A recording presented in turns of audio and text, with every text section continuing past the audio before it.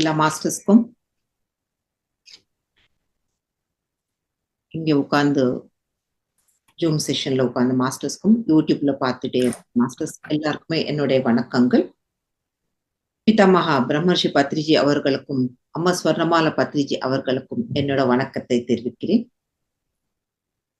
மகா அவதார் பாபாஜி அறக்கட்டளை குழுவினருக்கும் என்னோட வணக்கத்தை நான் தெரிவிக்கிறேன். ஓகே மாஸ்டர்ஸ், இன்னைக்கு நம்ம நிகழ்ச்சிக்கு போகலாம். எல்லாருமே ஆவலா எதிர்பார்த்து கொண்டே இருக்கிற எனக்கு தெரிஞ்ச ஞானத்தை நான் பகிர்ந்து கொள்ள போறேன். ஓகே, இன்னைக்கு தனித்துவ வளர்ச்சி. எதுக்கு தனித்துவ வளர்ச்சி என்றது நமக்கு தேவையா என்ற கேள்வி நம்ம போட்டுக்கணும். கண்டிப்பா யாருக்கெல்லாம் தனித்துவ வளர்ச்சி வேணும் என்றது சும்மா நீங்க ஹேண்ட் ரைஸ் பண்ணுங்க. உங்களுக்கு வேணுமா வேண்டாமா?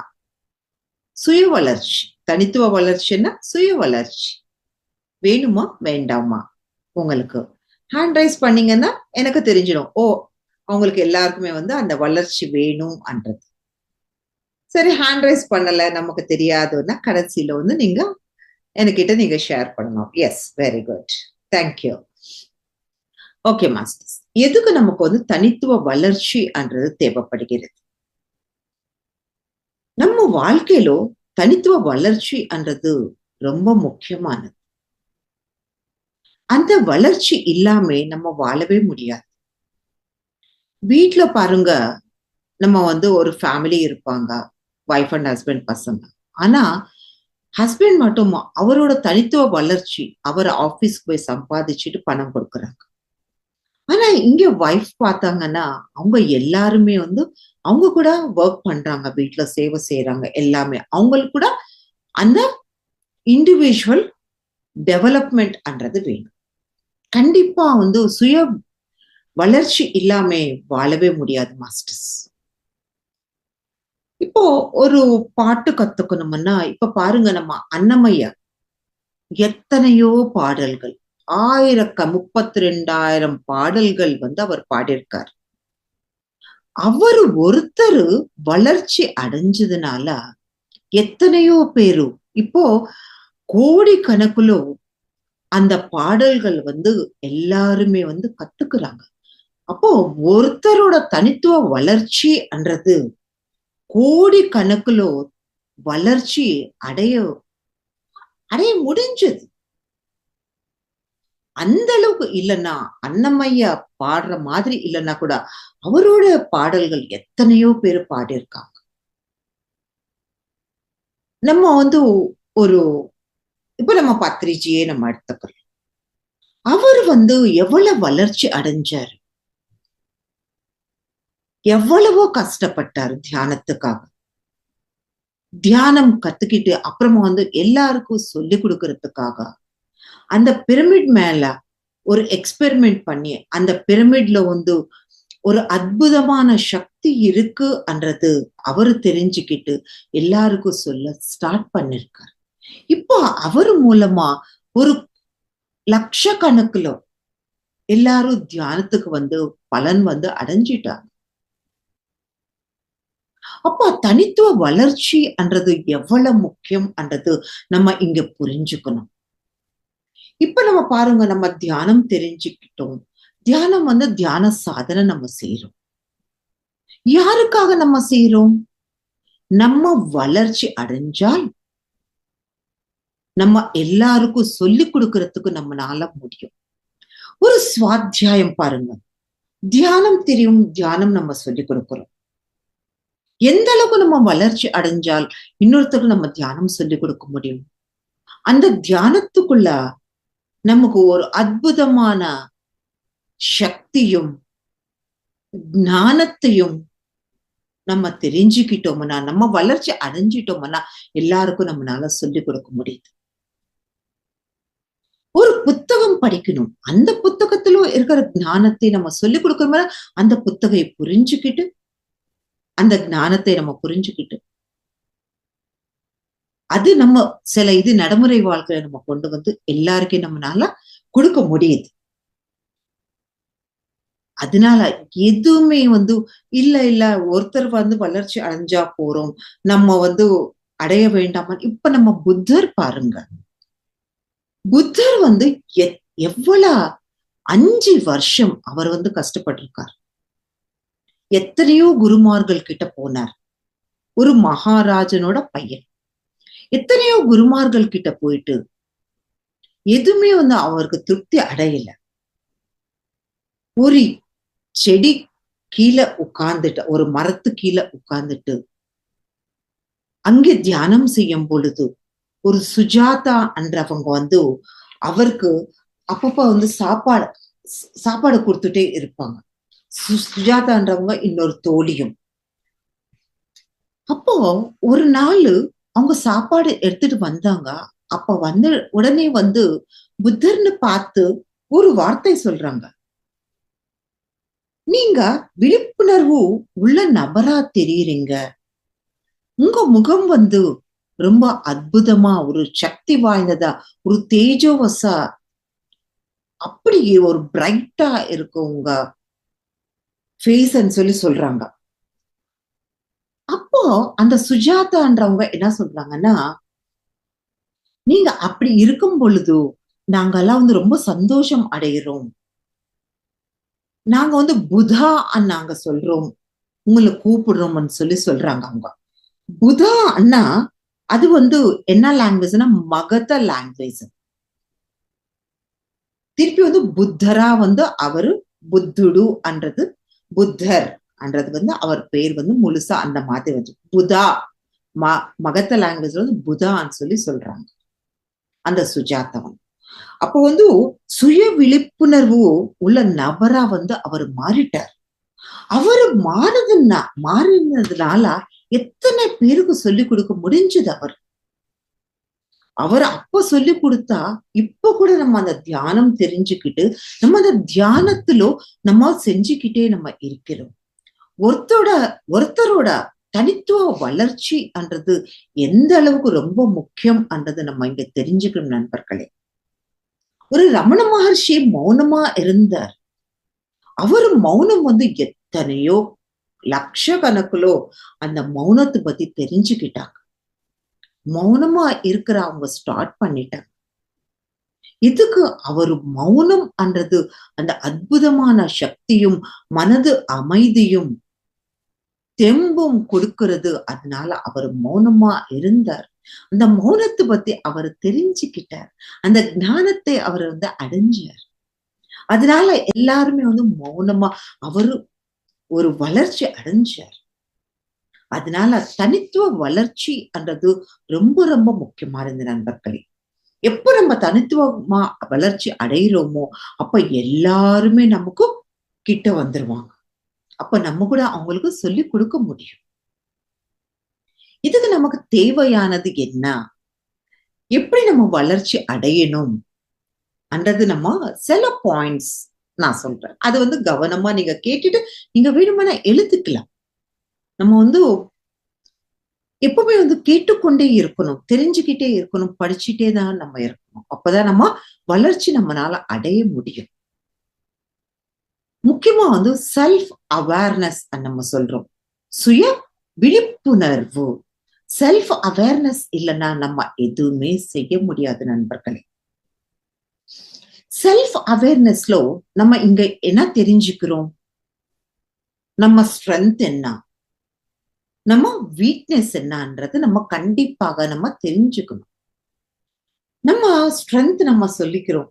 நான் வந்து ரொம்ப சில பேர் நான் ரொம்ப நல்லா விளையாடுவேன்னு சொல்லுவாங்க. சில பேர் நல்லா என்னால பாட முடியும்னு சொல்லுவாங்க. சில பேர் நான் நல்லா இன்ஸ்ட்ருமெண்ட் வாசிக்க முடியும். நான் நல்லா நம்ம தியானிகள் இல்லையா? நம்ம நல்லா தியானம் பண்ண முடியும். நான் நிறைய புத்தகங்கள் படிப்பேன்.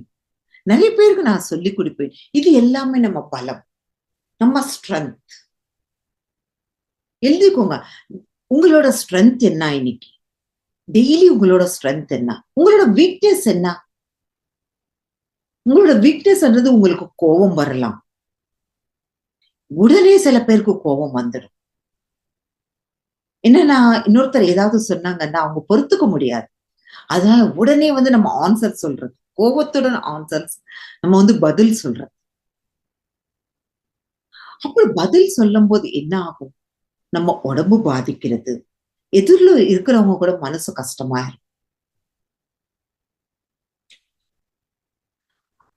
அதனால நம்மளுடைய அந்த சுய விழிப்புணர்வு இருந்தா நம்மளோட பலங்களும் நம்மளோட ஸ்ட்ரென்த்தும் நம்மளோட வீக்னஸ் நம்ம தெரிஞ்சுக்கலாம்.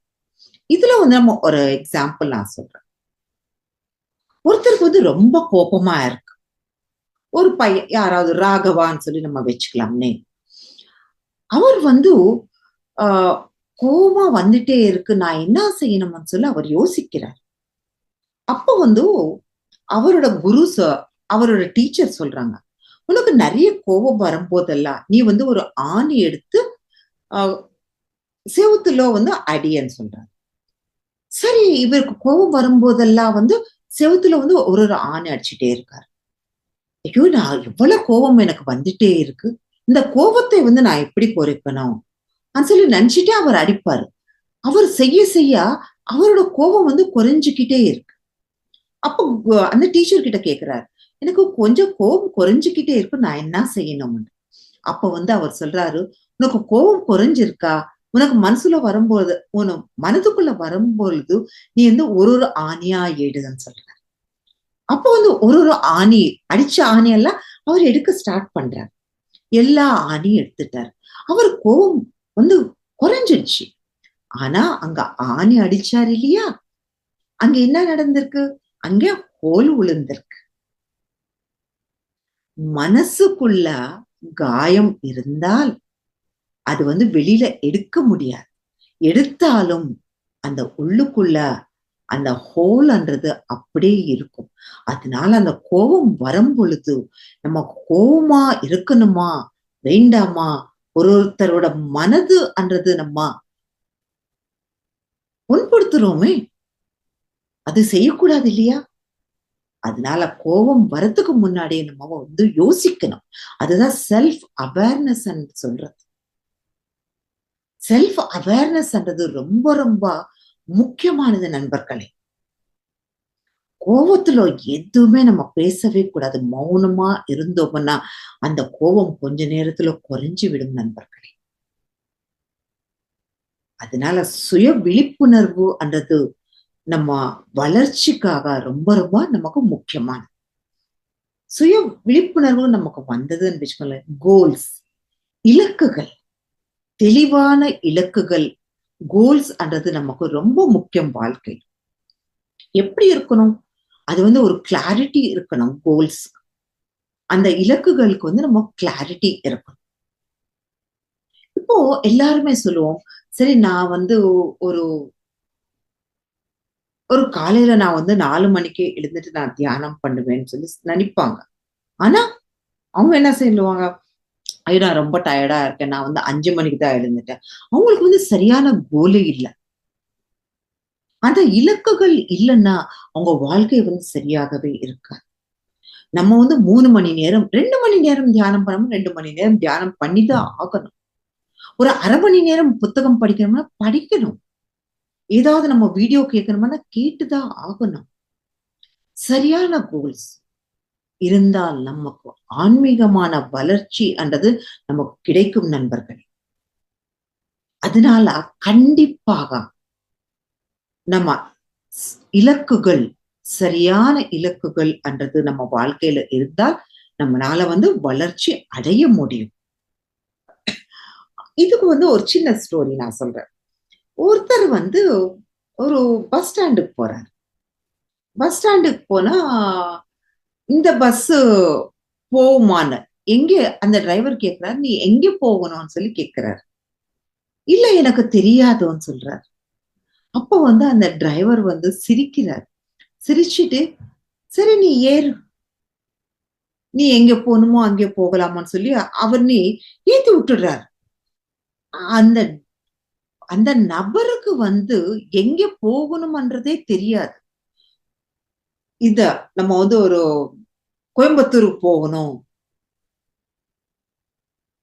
இல்ல ஒரு டெல்லிக்கு போகணும், இல்ல வாணியம்பாடிக்கு போகணும், இல்ல அகத்தியர் பிரமிடுக்கு போகணும் என்ற ஒரு லட்சியம் இல்லாம ஒரு நபர் வந்து அந்த மாதிரி போறார்.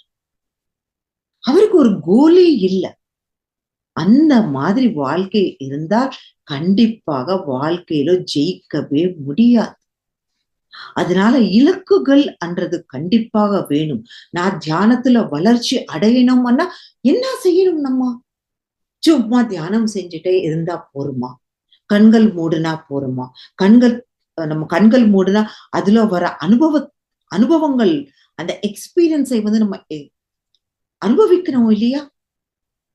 இது எல்லாம் எதுவுமே செய்யாம நான் வந்து ஆன்மீகத்துல வளர்ச்சி அடையணும். எனக்கு வந்து கோல் இருக்கு. கோல் இருக்குன்னு அந்த கோல்ஸ்க்கு வந்து நம்ம அந்த இலக்குகளுக்கு வந்து நம்ம அந்த வழியில நடக்கணுமே!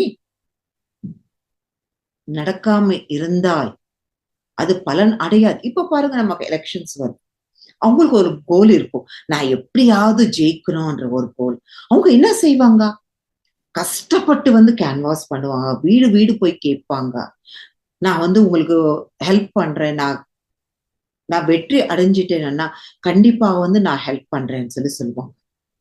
அவங்களுக்கு ஒரு கோல் இருக்கு. நான் எம்.எல்.ஏ ஆகணும்ன்ற ஒரு கோல் இருக்கு.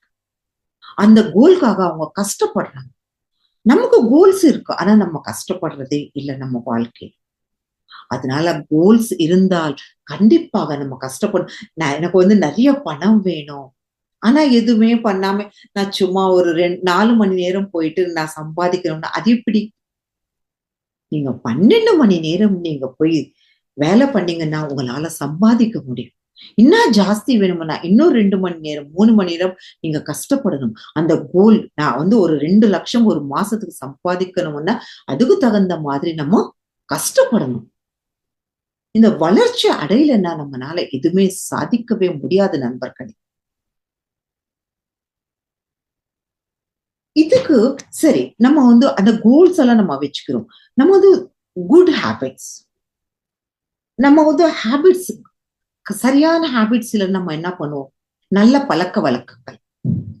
காலை முதல்ல நம்ம செய்ய வேண்டியது என்னன்னா, எல்லாருமே படிக்கிறவங்க ஆகட்டும், ஆபீஸ் போறவங்க ஆகட்டும், வீட்ல வேலை பண்றவங்க ஆகட்டும், ஹவுஸ் ஒய்ஃப் ஆகட்டும், ஹஸ்பண்ட் ஆகட்டும், எல்லாருமே வந்து ஒரு டைம்ல இந்த டைம்ல எழுந்துடணும். மார்னிங் கண்டிப்பாக நம்ம எழுந்துட்டு தான் நம்ம செய்யணும். ஒரு டைம் நம்ம வந்து அது கன்டினியூஸா நம்ம பண்ணிட்டே இருக்கிறோம்னா, கண்டிப்பாக நம்மனால டெய்லி நம்ம எழுந்துட்டே தான் நம்ம இருப்போம். சின்ன சின்ன வேலைகள் வந்து பெரிய வெற்றியா மாறிவிடும் நண்பர்களே. இப்ப பாருங்க, நான் சின்ன சின்னதா தியானம் பண்ணிட்டே இருந்தேன். ஒரு 15 நிமிஷம், 1/2 மணி நேரம், அப்புறமா 2 மணி நேரம், 3 மணி நேரம், 4 மணி நேரம், 5 மணி நேரம் நான் தியானம் செஞ்சுட்டே இருக்கிறதுனால, நான் அந்த குட் ஹேபிட்ஸ் அன்றது வளர்த்து கொண்டே இருந்தேன். அதனால நான் தியானத்துல என்னால 3 ஐல பார்க்க முடியுது. ஆஸ்ட்ரல் மாஸ்டர்ஸ் அந்த கனெக்டிவிட்டி அவங்க கனெக்ட் ஆகுறாங்க. இது எல்லாம் எப்படி நடக்கிறது? என்னோட ஹேபிட்ஸ், நல்ல பழக்கவழக்கங்கள். இத்தனை மணிக்கு எழுந்துட்டு 3 மணில இருந்து 6 மணி வரைக்கும் நான் தியானம் பண்ணணும்னு சொல்லி 40 நாள் நான் செஞ்சதுனால, எனக்கு நெறைய பலன்கள். நான் திருப்பி அத விடவே இல்லையே, நான் பண்ணிட்டே தான் நான் இருக்கேன். அதனால நல்ல பழக்கவழக்கங்கள் அன்றது கூட தனித்துவ வளர்ச்சிக்கு உதவியா இருக்கும் நண்பர்களே. இது சின்ன சின்ன விஷயங்கள் தான். ஆனா சின்ன சின்ன விஷயங்கள் தான் நமக்குள்ள பெரிய மாற்றங்கள், பெரிய வெற்றி நடக்கும் நண்பர்களே. அந்த பெரிய வெற்றிக்காக நம்ம சின்ன சின்னதா நம்ம செஞ்சு கொண்டே இருந்தால் வெற்றி என்றது பெருசா வெற்றி கிடைக்கும். அவங்க சின்ன சின்னதா கேன்வாஸ் பண்ணிட்டே இருந்தா அவங்க எம்.எல்.ஏ ஆயிடுறாங்க. அப்புறமா வந்து எம்பி ஆகலாம், மினிஸ்டர் ஆகலாம். அந்த பழக்கவழக்கங்களும், அந்த சாதனையும் நமக்கு வந்து கண்டிப்பாக செஞ்சுதான் ஆகணும். அந்த தியான சாதனை தான் நம்மளோட வளர்ச்சிக்கும், புத்தகங்கள் படிக்கிறதுனால தான் நம்மளுடைய வளர்ச்சிக்கு. அதனால நல்ல பழக்கவழக்கங்கள் என்றது ரொம்ப முக்கியமானது. அதுல வாக்கு கூட ரொம்ப முக்கியம் நண்பர்களே. பழக்கவழக்கங்களும் வாக்கும் ரொம்ப நம்ம அப்படியே வந்து ரொம்ப பவர்ஃபுல்லா இருந்தால் கண்டிப்பாக எல்லாமே வெற்றி அடையும். நம்மளால அடைய முடியும். ஏன்னா நான் ஏதாவது நினைச்சிட்டே இருக்கும்போது கண்டிப்பா எனக்கு ஒரு கால் வந்துடும். அந்த மாதிரி நல்ல பழக்க வழக்கங்கள் வந்து நம்ம வளர்த்துக்கணும். யாரு சொல்லிக் கொடுப்பாங்க? இது எல்லாமே வந்து நம்ம தான் வளர்த்துக்கணும். அலாரம் வச்சுக்கணும். எழுந்து உட்காரணும், படிக்கணும். நம்ம ஆஃபீஸ் ட்ரெயினுக்கு போனோம்னா நம்ம என்ன செய்வோம்? நம்ம டக்குன்னு சொல்லி அலாரம் வச்சுக்கிறோம். எதுக்குன்னா ட்ரெயின் மிஸ் பண்றோம். ஃப்ளைட்டுக்கு போறோம்னா ஃப்ளைட் மிஸ் பண்ணிடுவோம். அதனால நம்ம அலாரம் வச்சுக்கிறோம். அதே மாதிரி நம்ம வாழ்க்கையில கூட அலாரம் வச்சுட்டோமா, எழுந்துட்டு நம்ம இது எல்லாமே நம்ம செஞ்சு கொண்டே இருக்கணும் நண்பர்களே.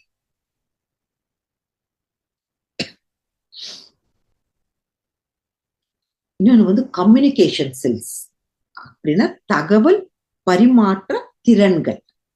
கம்யூனிகேஷன் ஸ்கில்ஸ் நம்ம சொல்றோம். இது கூட வந்து நம்ம பேசுற பேச்சுன்றது வந்து ஒரு தெளிவா இருக்கணும் நண்பர்களே. ரொம்ப ரெஸ்பெக்டபுள்ளா இருக்கணும். அப்பதான் தெரியும் அவங்களுக்கு இவங்க வந்து ரொம்ப கம்யூனிகேஷன் ஸ்கில்ஸ் உங்ககிட்ட வந்து அந்த ஸ்கில்ஸ் இருக்கு, நல்லா பேசுறாங்கன்னு சொல்லி எல்லாரும் விருப்பப்பட்டு உங்க கிட்ட பேசிட்டே இருப்பாங்க. நம்ம பேசும் பொழுது சில பேர் வந்து இப்ப நான் இங்க வந்து பேசிட்டே இருக்கேன், எங்கேயோ பார்த்துட்டே பேசிட்டே இருக்கேன்னு, என்ன இந்த மேடம் எங்கேயோ பார்த்துட்டே பேசிட்டே இருக்காங்க சொல்லி நம்ம நினைக்கிறோம் இல்லையா?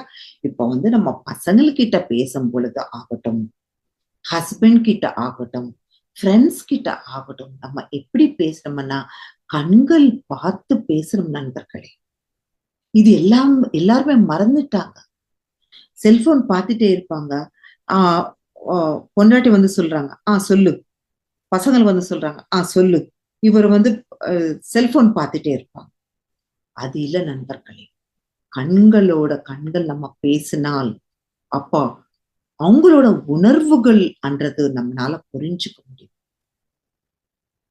அப்போ வந்து கண்களோட கண்கள் நம்ம பேசிக்கொண்டே இருந்தால் நம்ம ஏதாவது தவறு செய்யணும்னு நினைச்சாலும் அந்த தவறு நம்ம செய்ய மாட்டோம் நண்பர்களே. பொய் சொல்லணும் நினைச்சாலும் அந்த பொய் நம்ம சொல்ல மாட்டோம். அதனால நம்ம குரு பாருங்க பத்ரிஜி அவர்கள் வந்து கண்கள் இப்படியே பார்த்து பேசுவார். அதோட சக்தி என்றது ரொம்ப உயர்ந்த சக்தி நண்பர்களே. அதனால யாருக்கிட்ட இப்ப நீங்க பசங்கள் கிட்ட பேசினாலும், வைஃப் கிட்ட பேசினாலும், ஃப்ரெண்ட்ஸ் கிட்ட பேசினாலும் பார்த்து அவங்க கண்கள் பார்த்து பேசுங்க நண்பர்களே. அப்ப தெரியும். ஒரு 1 வீக், ஒரு 2, 3 டேஸ் நீங்க ட்ரை பண்ணி பாருங்க. எப்படி இருக்கும் என்றது உங்களால புரிஞ்சுக்க முடியும். எதிர்ல இருக்கிறவங்களோட மனது எப்படி இருக்குன்றது நீங்க அந்த கண்கள் கூட பார்த்து பேசும் பொழுது உங்களால உணர்வ முடியும் நண்பர்களே. சின்ன சின்ன விஷயங்கள் தான் பெரிய பெரிய வெற்றிகள் நடக்கிறது.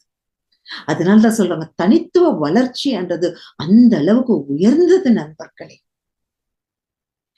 இது எல்லாமே நம்ம மறந்துடுறோம். மறந்துட்டு நம்ம வாழ்க்கையில ஓடிட்டேதான் நம்ம இருக்கிறோம். எங்கே ஓட்டம்? எங்கே போறதுக்கு ஓட்டம்? அதனால நம்ம பேசுறது அந்த அது கூட ஒரு ஸ்கில் நண்பர்களே. திறன் அன்றது திறன்கள் நிறைய திறன்கள் உங்களுக்குள்ள இருக்கும். ஆனா அது வெளிக்காட்டுறதே இல்லை. ஒருத்தருக்குள்ளயும் நிறைய இருக்கு. ஆனா அதுக்காக நம்ம டைம் ஸ்பெண்ட் பண்றது இல்லை. தேடி பாருங்களே. கண்டிப்பாக உங்களுக்குள்ள அந்த திறன்கள் என்றது இருக்கும். அதை வெளியில உங்களால கொண்டு வர முடியும். முதல்ல இது பண்ணி பாருங்களேன்.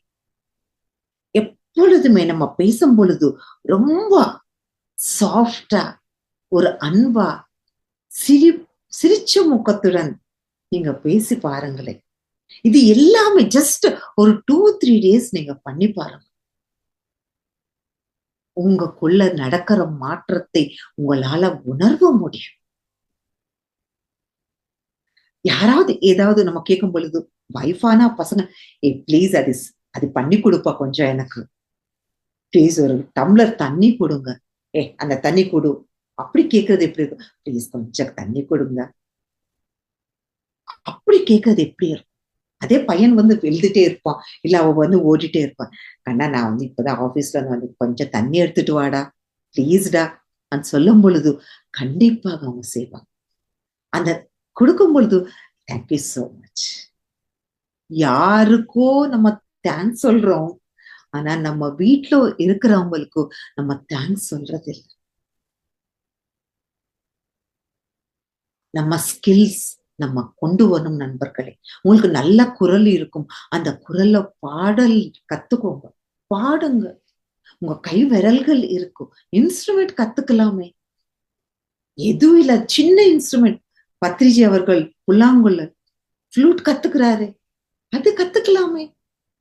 எத்தனை வேலைகள் செய்யலாம். உங்களோட நிறைய நாலேஜ் இருக்கும், நீங்க வந்து மகாதர் பாபாஜி அறக்கட்டையில ஒரு ஸ்பீச் கொடுக்கலாமே. எவ்வளவு ஸ்கில்ஸ் இருக்கு. எதுக்கு நம்ம அந்த ஸ்கில்ஸ் எல்லாம் நம்ம வந்து விட்டுட்டு போறது? போகும்போது நம்ம எதுவுமே கொண்டு வர மாட்டோம் நண்பர்களே. அந்த கம்யூனிகேஷன் ஸ்கில்ஸ்ன்றது ரொம்ப ரொம்ப முக்கியம். நம்ம அது வளர்த்து கொண்டே நம்ம இருக்க வேண்டும். இது நினைப்பாங்க, என்ன இது சின்ன விஷயம் தானே, இந்த சின்ன விஷயத்தை நீங்க பண்ணி பாருங்களேன். ஆனா நம்ம பண்ண மாட்டோம். ஏதோ மேடம் சொன்னாங்க சார், நம்ம தியானத்துல உட்கார்ந்துடுறோம், அவங்க பேசிட்டே இருக்கட்டும். நடைமுறை வாழ்க்கையில கொண்டு வந்த நான் நிறைய பத்ரிஜி அவர்கள் சொன்னது வார்த்தைகள் நாங்க அப்படியே கேஷ் பண்ணிட்டு நடைமுறை வாழ்க்கையில கொண்டு வந்ததுனால இவ்வளவு சந்தோஷமா எங்களால வாழ்க்கை வாழ்ந்து கொண்டே இருக்க முடியுது நண்பர்களே. இன்னொரு பாயிண்ட் என்னன்னா, நேரத்தை சரியாக பயன்படுத்தும் நண்பர்களே. நேரத்தை சரியாக பயன்படுத்துவது, டைம் மேனேஜ்மெண்ட். எல்லாருக்குமே வந்து டைம் மேனேஜ்மெண்ட் பத்தி நம்ம எதுவுமே கண்டுக்க மாட்டோம். இதுக்கு நம்ம வந்து இப்போ வந்து 9 மணிக்கு கிளாஸ், இங்கே நமக்கு வந்து 9 மணிக்கு நடக்குது. ஆனா நம்ம எப்போ வரும்? 9:05 வரும், 9:10க்கு வரும், 9:20க்கு வரும், இல்ல 9:30க்கு வரும். தியானம் பண்ணா போறோம், 9:45 கூட நம்ம ஜாயின் பண்ணுவோம். எதுக்கு நம்ம அப்படி? நம்ம இங்க ஒரு செஷன் நடக்கிறது அண்ணா, எத்தனையோ ஆஸ்ட்ரல் மாஸ்டர்ஸ் அவரோட கான்சியஸ் அன்றது இங்கே இருக்கும் நண்பர்களே. இது நல்லா புரிஞ்சுக்கணும். உங்களுக்கு புரியறதோ இல்லையோ, இந்த கிளாஸ்க்கு நீங்க வரணும்னு நினைச்சீங்கன்னா நீங்க கரெக்டா 9:00 வந்து நீங்க ஆன் பண்ணிடணும். இங்க வந்து உட்காரணும். நம்ம நம்ம வந்து இப்போ ஒரு 10 பேரோ 15 பேரோ நம்ம இருக்கலாம். ஆனா இங்க 15,000 ஆஸ்ட்ரல் மாஸ்டர்ஸ்கள் இருப்பாங்க. அது யாருக்காக இருப்பாங்க? நமக்காக அவங்க இருக்கிறாங்க. உங்களால நம்ப முடியுதா? இருக்காங்க 15,000. உங்களுக்கு ஒருத்தருக்கு ஒரு 1000 ஆஸ்ட்ரல் மாஸ்டர்ஸ் இங்க உட்கார்ந்து இருக்காங்க. 15,000 ஆஸ்ட்ரல் மாஸ்டர்ஸ் இங்க உட்கார்ந்து இருக்காங்களே, அவங்களோட கான்சியஸோட நம்ம எப்படி கனெக்ட் பண்ண முடியும்? நீங்க இங்க உட்கார்ந்து கேட்டுட்டே இருக்கும் பொழுது அந்த மாஸ்டர்ஸோட கான்சியஸ்னஸ் இங்க உங்களால கனெக்ட் பண்ணிக்க முடியும். உங்களால புரிஞ்சுக்கலன்னா கூட பரவாயில்ல, அந்த ஞானத்தையும் அந்த சக்தியும் நீங்க உள் வாங்க முடியும். அதுதான் டைம் மேனேஜ்மெண்ட். குருமார்கள் பாருங்க, பத்ரிஜி அவர்களே நான் எக்ஸாம்பிள் சொல்றேன். அங்க தியான மகா சக்கரங்கள் ஹைதராபாத்ல நடக்கும். அங்க 5:00. அவர் எதுக்கு 5:30 மணிக்கு வரலாமே? குரு தானே, கொஞ்சம் லேட்டா வரலாமே. அவரு 5 மணின்னா 4:55க்கு கரெக்டா வந்து அவர் ஸ்டேஜ் மேல இருப்பார். எதுக்கு? அவருக்காக கோடி கணக்குல ஆஸ்ட்ரல் மாஸ்டர்ஸ் எதிர்பார்த்து கொண்டே இருக்கிறார்கள்.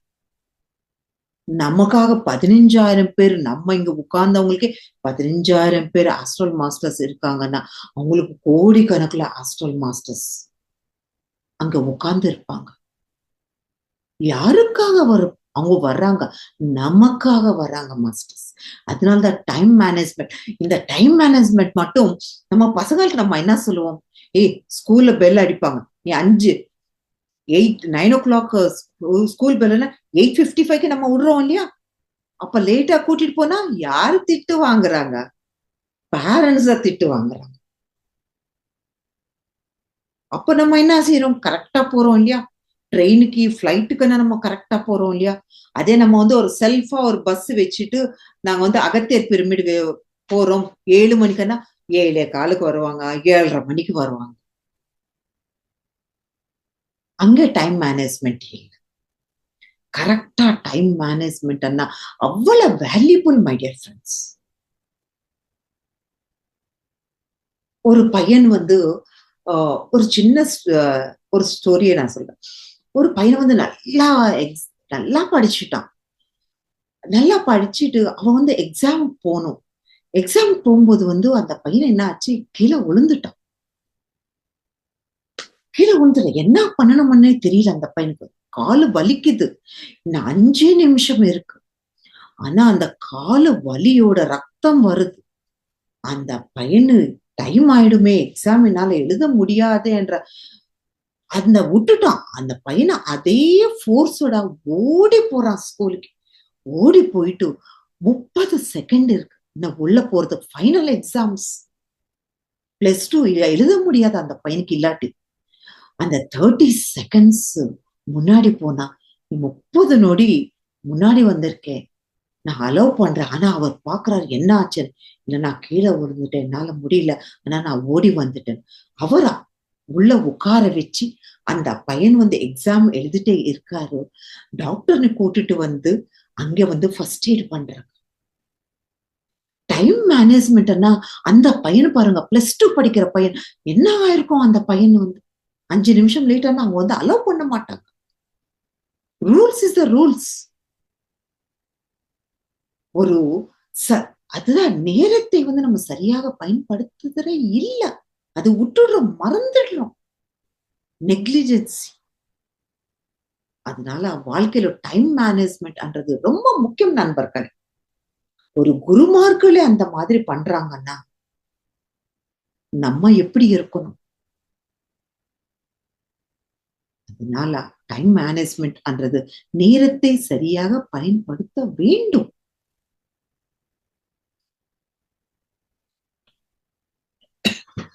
இந்த டைம் மேனேஜ்மென்ட் இது எல்லாம் எப்படின்னா, நமக்கு வந்து செல்ஃப் கான்ஃபிடன்ஸ் தன்னம்பிக்கை அன்றது நம்ம வளர்த்துக்கணும்.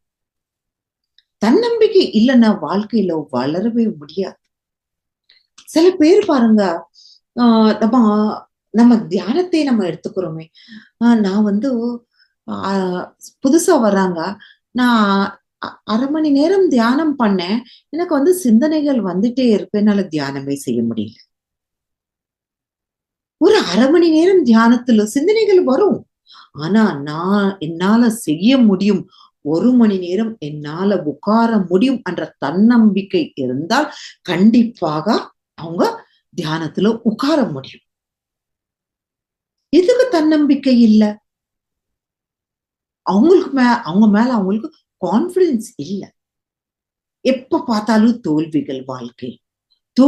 தோல்விகள் வந்துட்டே இருந்தா, ஐய்யயோ! என்னால எப்ப பார்த்தாலும் எனக்கு தோல்வி தான் வருது. என்னால வந்து நம்பிக்கையே இல்ல எனக்கு.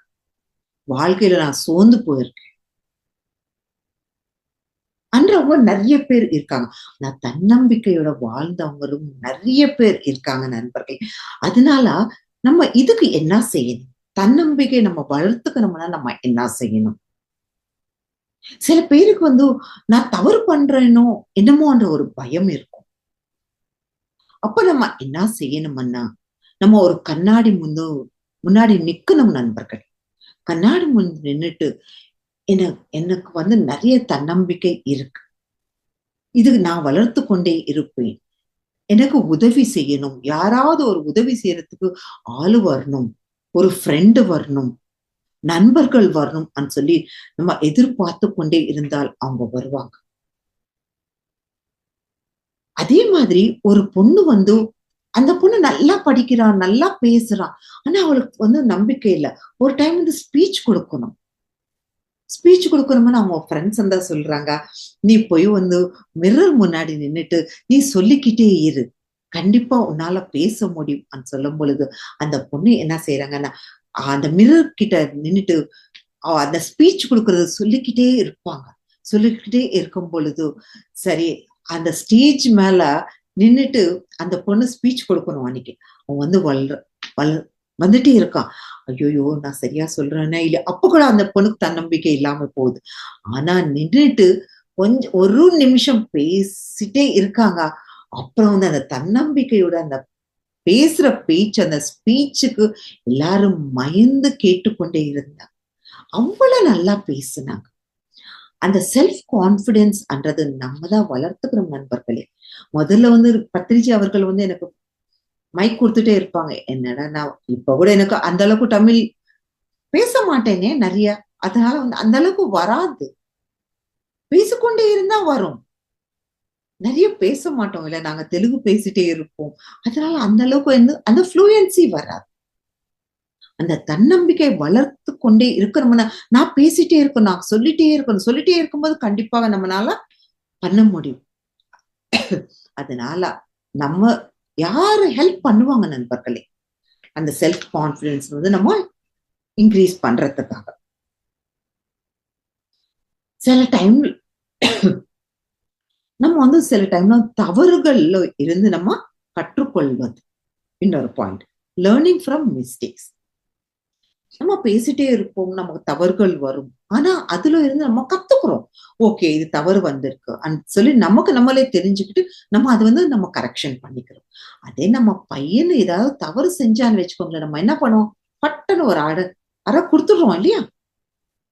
அங்க வந்து நமக்கு பேஷன்ஸ் இல்லை.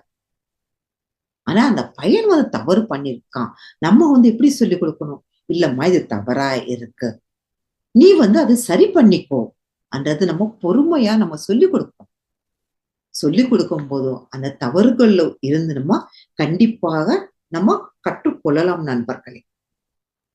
கீழே விழுந்துடுவாங்க பசங்க. ஐயோ கீழே விழுந்துட்டேன்னு சரி இன்னொரு டைம் வந்து அவங்க கேர்ஃபுல்லா வந்து போய்கிட்டே இருப்பாங்க.